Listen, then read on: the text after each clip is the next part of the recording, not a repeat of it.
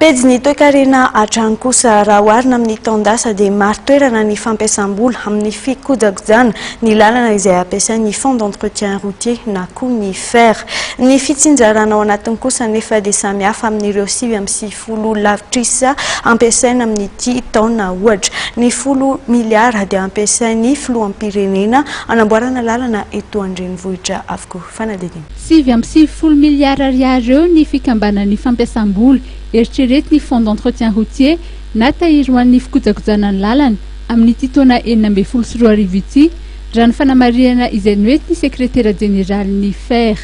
Ao anatin'izay 13 miliara ho an'ny fanaovana lalam-pirenena route nationale moa zany, dia misy 10 miliara izay nampiasaina ho amin'ny lalana Antananarivo, dia misy ataontsika hoe 4 miliara eritreretana anaovana vitrine, ialakotsika ilay fiteny hoe vitrine, dia misy 7 miliara eo eritreretana anaovantsika ny lalana ataoko hoe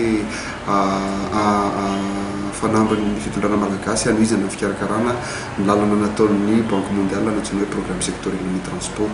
Reo amin'ny ankapobeny zany fiana mbola misy ambinambo moa eo fa tsy tataraiko namba hoe misy natao an'ny amende amin'ny surcharge izay vao ataoko hoe dispositif vao napetraka any amin'ny lalam-pirenena faha-efatra sy faha-enina, ny amin'ny lalam-pirenena faha-roa moa efa nisy ary amin'ny lalam-pirenena faha-fito. Zay amin'ny ankapobeny ny fampiasam-bola eritreretina amin'ny tontolo ity.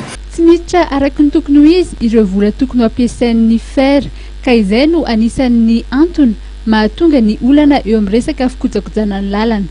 Efa nisy kosa nefa ny fifampidiniana niarana tamin'ireo kompania tsolika.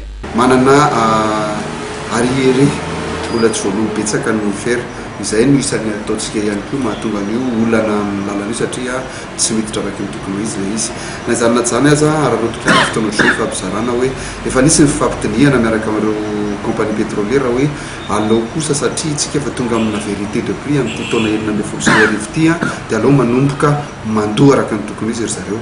Vao tamin'ity herinandro ity zao zay no mifampidinika tamin'ny zareo raha ny tokony izy efa nanaiky ry zareo hoe anomboka tena andoha. Izay fanekena anomboka andoha zay dia manome antsika hoe amin'ny herintaona zany mba tokony efa milamina ny vola hiatrehana ny asa atao amin'ny herintaona.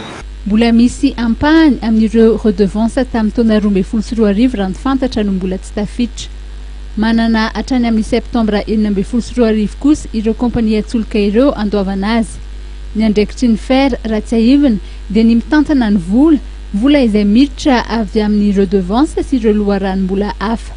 Tsy manao passation de marché ny fer fa mijery sy manamarina ny atota taratasy na dossier ary mandoa ny vola. Ny redevance sur les entretiens routiers na RER izay vola alaina isaky ny litatry ny tsolika lafo no ampahany lehibe amin'ireo loharanom-bola ny fer. Zava-dehibe ny fitadiavana loharanom-bola samihafa na ny diversification des ressources.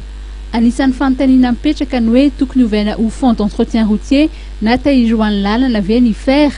Amin'ny maha fond d'entretien azy mantsy dia voafetra amin'ny fikojakojana ny lalam-pirenena ny asa tokony atao. Raha vadika fond routier kosa dia maro ireo loharanom-bola samihafa azo everina.